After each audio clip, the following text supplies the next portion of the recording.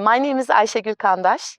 I'm the former ambassador of Turkey to South Africa, Eswatini, and Lesotho. Today we have the second episode of my show called Women in Action. I would like to bring onto the show women leaders, women ambassadors, women who have made a change, game changers. So today I'm joined by Liubov, my friend, who is the ambassador of Ukraine to South Africa. She has always been, I think, the most beautiful, the well-dressed, let's say, like fashion show person of the diplomatic corps. We've been friends for 4 years. I'm so happy and honored to welcome her here. We'll just have a nice conversation like we used to have at our residences and at different events in Pretoria. Welcome. Thank you, Ayesha, and it's my pleasure to support you in your new beginning. I think this is the extraordinary idea. I hope it really will have a lot of supporters and viewers. We have another side of our lives. We have our personal lives, we have our journey in our career, and I think it is important to share it with the viewers that they can see another side of the story of success, or maybe another side of the political phase of most of us. That's very important. And actually, we are here today to get to know Liubov because diplomats, you know, there is some kind of a psychological distance, I think, between us, our lives, and the public in general, because people don't really know the struggles or the challenges of a woman diplomat, for instance. We will talk about that also. But I am more curious about your journey in your career coming from Ukraine and how being an ambassador here for actually more than 4 years, you will tell me now how many years, how it has evolved. Your day-to-day work in South Africa has evolved over the years with the changing circumstances, of course, with what happened in Ukraine and the current war and everything. So let's start with that. But before we start, I'm seeing here, as always, she has shown such good, Liubov has shown such good dresses and dressed so well. But today I see a brooch, which I had never seen on you before. I would like you first to maybe explain about that brooch. Who is it for? Maybe the camera can capture it. Thank you for this question, and I will try to bring together the previous question and this brooch. Yes. You see, when you work as a diplomat, as an ambassador, you are representing your country, and you are representing not only your own family or community, you are representing every single person, as you know. The whole population. The whole population of the country. And through every appearance, you have to remember about it, and that is why most of our viewers consider us or feel ourselves a little bit on a distance with them, because when they speak to us, they speak to all the country. Correct. And with every appearance, I'm trying to look Ukrainian. I'm trying to emphasize that this is my part of the culture, and indeed, traditional clothes you wear to the functions. I'm trying to wear the traditional clothes because, first of all, it's very easy to identify. That's one, it's Ukrainian. And secondly, it's so many similarities between Ukrainian and South African culture that it's not a joke, especially in the dresses and in different jewelry. So here, the techniques that is used is also used in South Africa. It's handmade, and this is the portrait. Yes, the portrait made of beads of Ukrainian woman leader, political and cultural leader. That one who was standing for the women's rights. Her name is Lesia Ukrainka. which means It's Ukrainka. Olesa of Ukraine. She's very famous poet in Ukraine, but also translated in many languages Wow. of the world. So when I'm wearing this brooch, I feel particularly empowered with the women leadership. So important, so nice. Yeah. So speaking Your about career, yeah. a career, as you rightly said, I'm a career diplomat, and I started to work in the Ministry of Foreign Affairs immediately after graduating from the University of International Relations, and then actually in Odessa. Which year was it? It was in 2002, Okay. the graduation year, and after that I worked in the representation of Ukraine in Odessa, and later in Canada, in Belgium, in Switzerland, and in South Africa. In between those postings, there always was work in Ukraine in different capacities, in media, press service, in consular service, in bilateral department, particularly on Africa. Oh, you did work on the Africa desk. Yeah, Africa desk was my choice. I have a special attachment to the continent. It was my research, which I started from the very painful history for Africa, from the genocide in Rwanda. It was the theme of my master's thesis. That you did in Ukraine. I did it in Switzerland. In Switzerland, when you were posted in Switzerland. In 2015, and Wow. I found that Ukraine was losing the connection that it established during many, many years, during the Soviet time particularly. We were losing that connection, and I felt like it was very important to reconnect, and someone had to with Africa stand in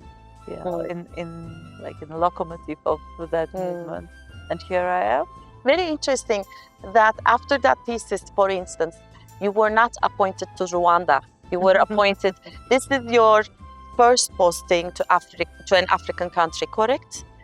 Canada, yes. Switzerland, and then what was the third one? Belgium in between. Okay, so mostly Europe and Northern America, and then all of a sudden, it's South Africa. We didn't have embassy in Rwanda, remember? Oh, you didn't? We didn't, and by the way, we just recently, last year, we opened one. Which ambassador was taken care of, was accredited to Rwanda at the time? Not from South Africa, no, the ambassador of Ukraine who based in Kenya. Oh, from Kenya to Rwanda, okay. Now, how many embassies or how many countries are you accredited to? Because you recently opened embassies during your time, which means you are not accredited to those countries anymore, like Mozambique. So how many are you taking care of now? We opened embassy in Botswana and in Mozambique. There are ambassadors there with a team of diplomats. We at the Embassy of Ukraine in South Africa now responsible for extra 7 countries. 7 countries. Oh my God, I'm glad I was only responsible for 2 small countries, Eswatini and Lesotho. 7 countries is tough, huh? But we are responsible for them. More. We are looking forward to open more embassies. I think the diplomatic presence is very important, particularly when Ukraine is under the continued aggression of Russia, and Russia is present in every country of Africa. For Africa. Is it how many? You know, it is interesting actually to mention that during the USSR time, the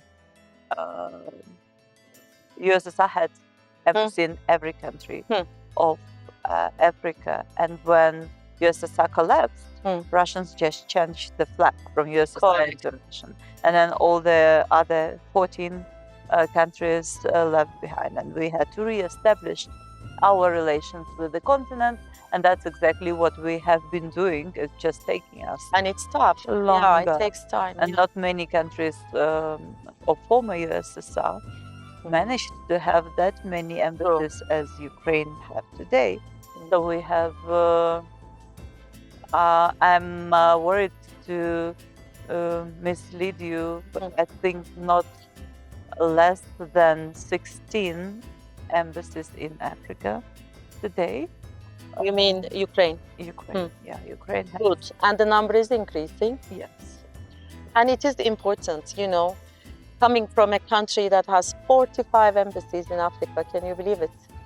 So we have an easier time because we don't have to take care of many other countries apart from the ones that we are based in, you see? But Turkey was a role model for Ukraine in your renaissance in Africa, when in very short period of time you managed to both politically but also economically get your presence and diplomatically in Africa. I think it is important for African countries because they not only feel and understand the serious approach of these countries who are opening embassies, but also the readiness to stand together against challenges and towards those goals of development that African countries are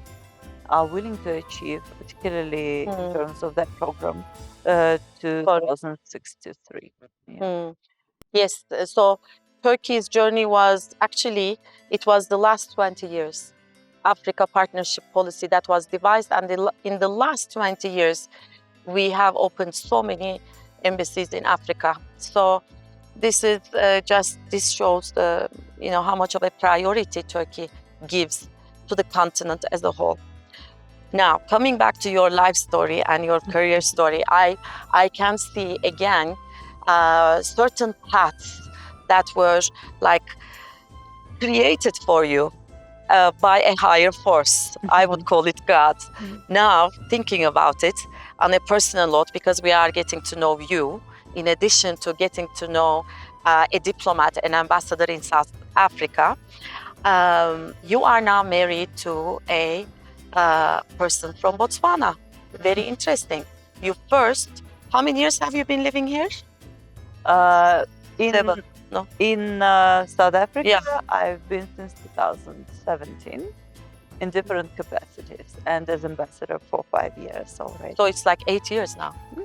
So when you first came, there was no embassy in Botswana. The embassy in Ukraine was taking care of Botswana also, right? Exactly. And you came here with your 2 kids, your 2 beautiful sons, correct? Being single mother at that time. Being a single mother at the time because of something that happened, that is something tragic in your life.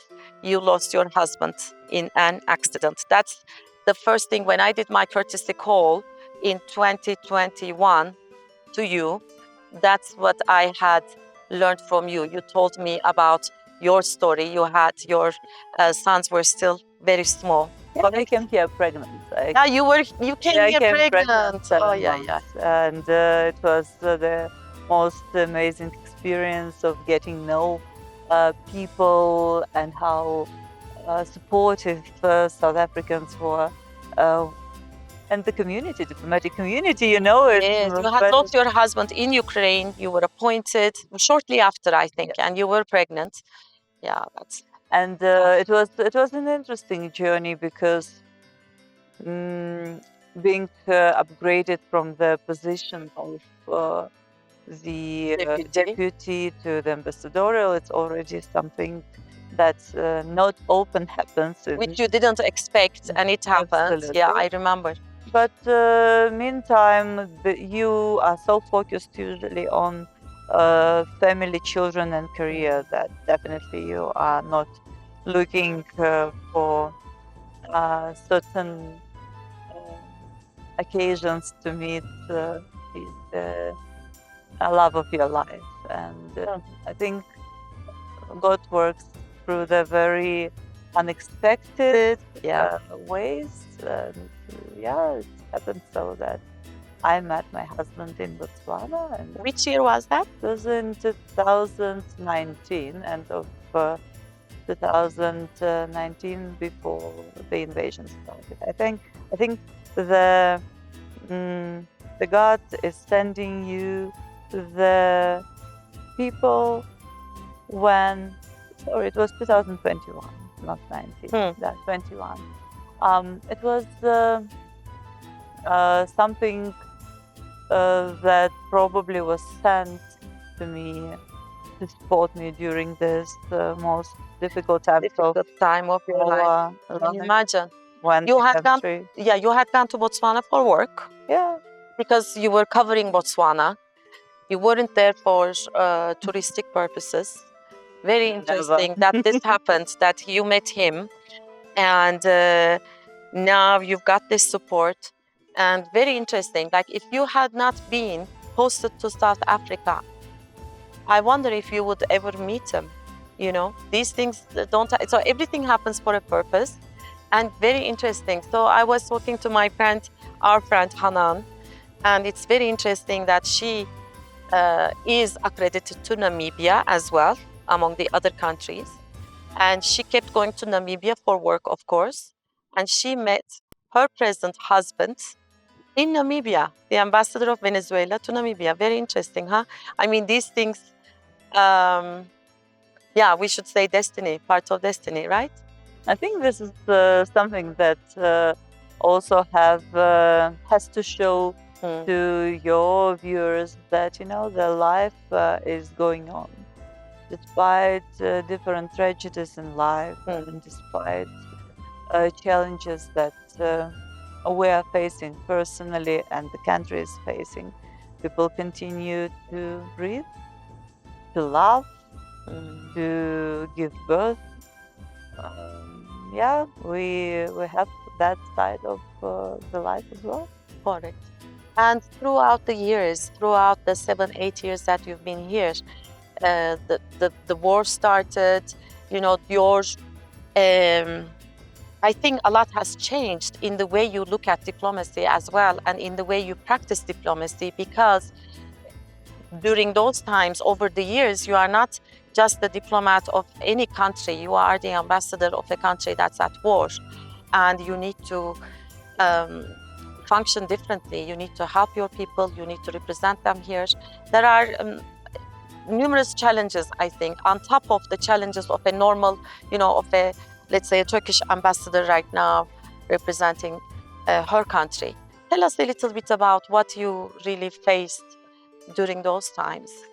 You see, the diplomacy also evolutioning and changing.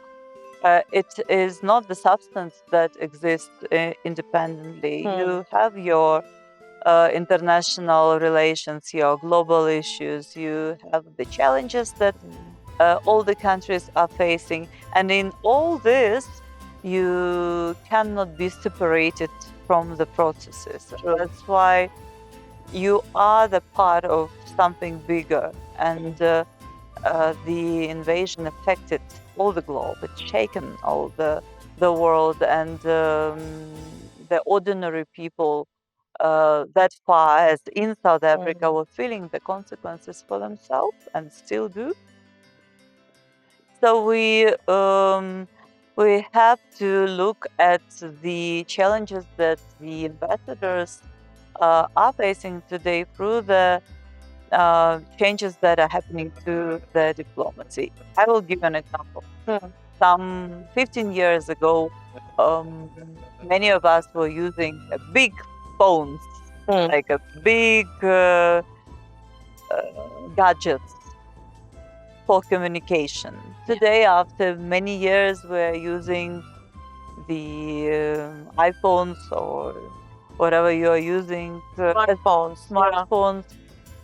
And we receive it as everyday, not luxury, but necessity. The same thing with diplomacy. It's not anymore something that was 15 years ago. It is affected by external, but also by the technologies, the development of even artificial intelligence. The war is different. It's not anymore only the war of weapons. It's the war of information. Yeah, It's the war of capturing minds and hearts. It's different.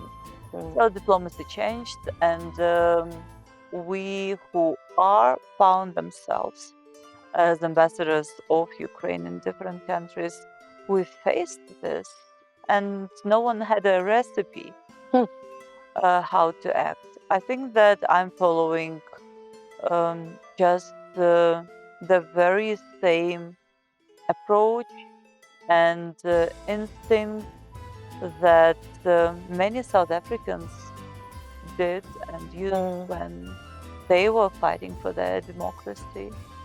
When I'm speaking the truth at every available opportunity, when I'm open to speak with any platform and express myself and call for solidarity. Because I believe that this particular war of aggression of Russia against Ukraine can be only won by solidarity, by standing with joint values. And it is important to show to the people in South Africa those values that us as Ukrainians have. And I'm coming back to the story that it is very similar. The values of families, of communities, it's something that unites us. So we have to show in diplomacy now this. We don't have to be closed in our offices and reporting about the internal and external affairs of the hosting countries. That's what probably diplomats did some 50 years ago. True. Because public diplomacy is very important now. Economic diplomacy is very important. And then being visible is so much more important because you are the ambassador of Ukraine. You are representing your country, as you said. You are representing, the whole population, your state, your country. And then you need to use all these platforms because we need to learn more about what's happening in Ukraine. We need to learn the humane aspect of life, the humanity, our common humanity. Solidarity is also about our common humanity, shared humanity, I think. And you are reminding us of that all the time. You have been, in the past 4 years, as far as I have observed, a very active ambassador in South Africa, always, using the social media, all the latest tools that we have in diplomacy, quite correctly, to get it out there, to get the word out there, to speak the truth, and it should come from the heart. It is about the resilience of the Ukrainian people that you are representing here in South Africa as well, I think. The core of all of this is in the knowledge and knowledge about the history and culture of the country that you represent. It doesn't make sense to come to the platform, or this platform, together with you, and to tell to our viewers that there is a war in Ukraine. The war is happening because 1, 2, 3. You only can explain why the war is happening when you are making available information about your culture and history. And that's a very rich one of Ukraine is getting and gaining more and more popularity in South Africa. I'm glad that different platforms are finding themselves, even without participation of the embassy, our poets, writers, sculptors, the people in business, culture, civil society organizations, peacemakers, all of them are talking on different platforms, and only through that dialogue they understand better each other. Then what stays for us, for diplomats, is that we can guide and build the bridge. for particular sector in culture, in education, in economy, just to be the alive guarantor of seriousness of this this intentions to make countries work together for the benefit of the countries. Correct. That's very significant. And as you said, bringing the people together, that's the most important thing. Also, human to human contact. Sometimes we are at a disadvantage. Coming from, let's say, Turkey, Ukraine, 10,000 kilometers away or how many miles away, the physical distance I found when, I was working at the embassy, the physical distance between the countries also can create a psychological distance. What do you do to overcome that distance? It's very important, and tourism should not be the only one. Like, as long as South Africans travel to Ukraine or Turkey, they will get to know the country, of course. But we are here. Of course, we need to promote our culture and do it with integration of the two cultures. So in that respect, it is very important that diffusion into the society of South Africa, into the country, the public, sometimes is, I think, that part of our job, sometimes I think is more important than the political, our job trying to bring the bilateral political relations, stronger, to make them stronger and stuff. The human to human relations through the academia, through the cultural, similarities, for instance, as you said, between Ukraine and South Africa, I think they become more important in today's world. That's how we feel close to Ukraine.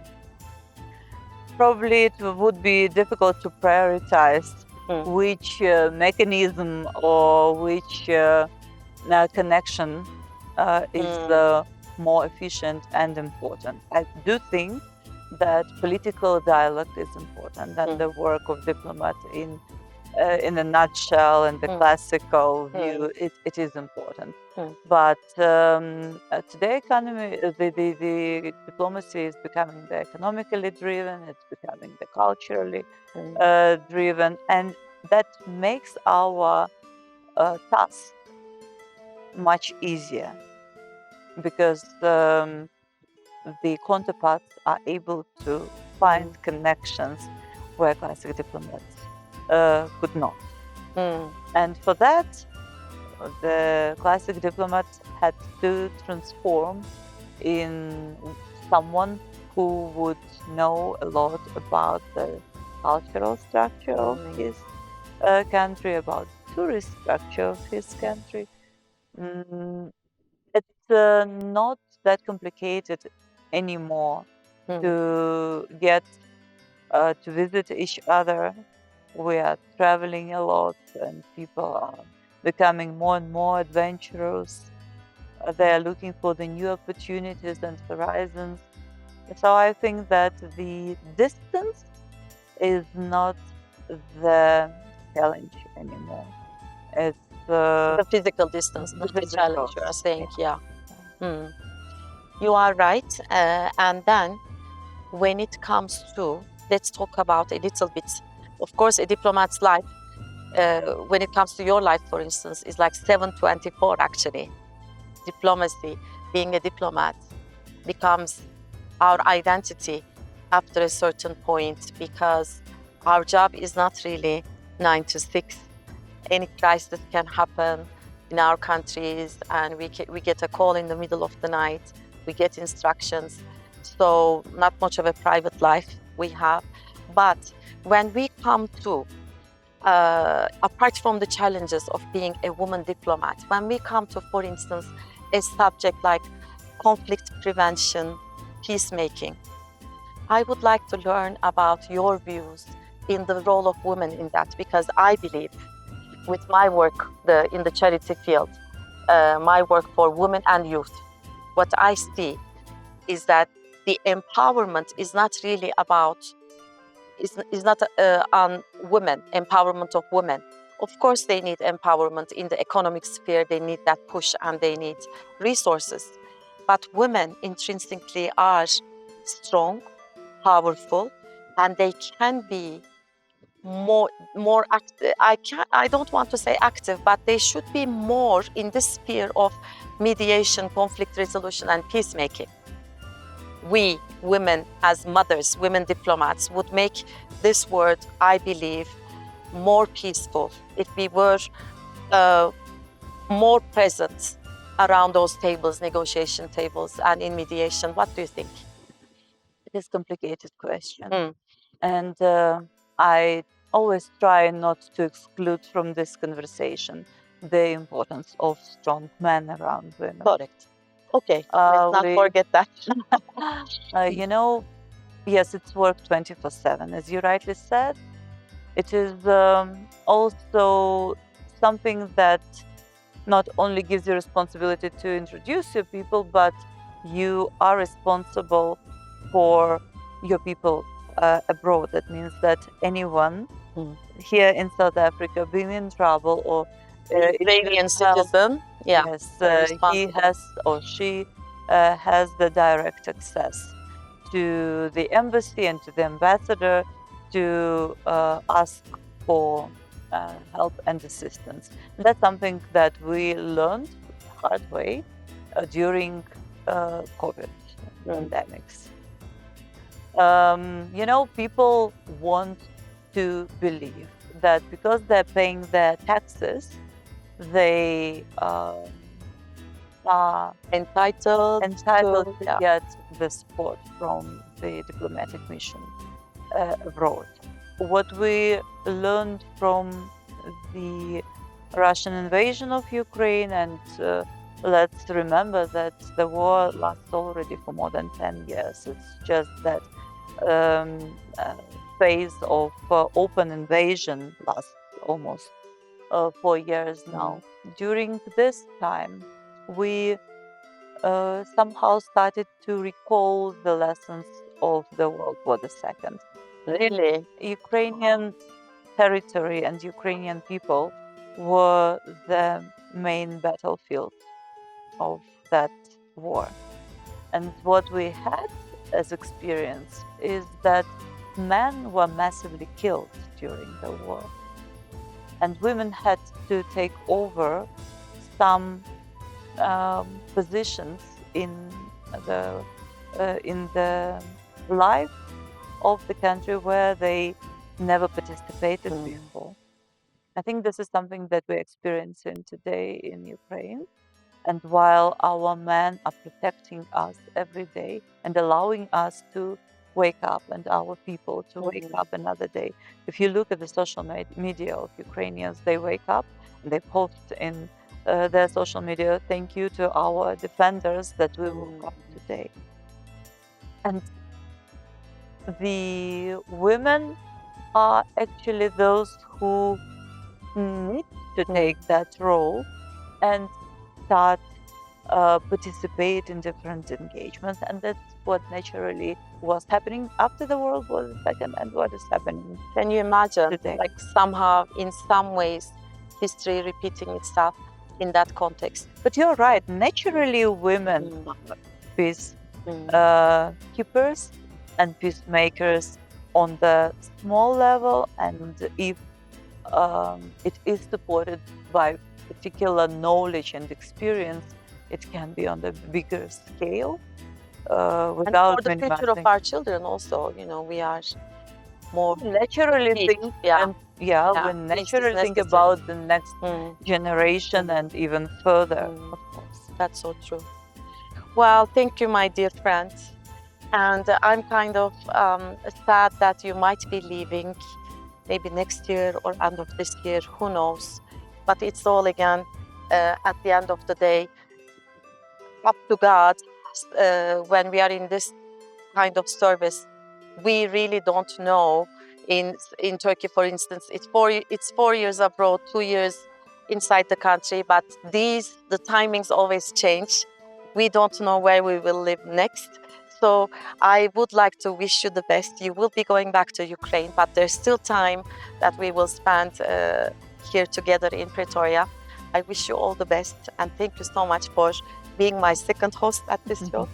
Thank you. Thank you very much. Thank you. Appreciate it. So thank you to our viewers. Thank you for watching us. I hope you enjoyed it as much as I did, being with my good friend here, Lyubov, who has always supported me.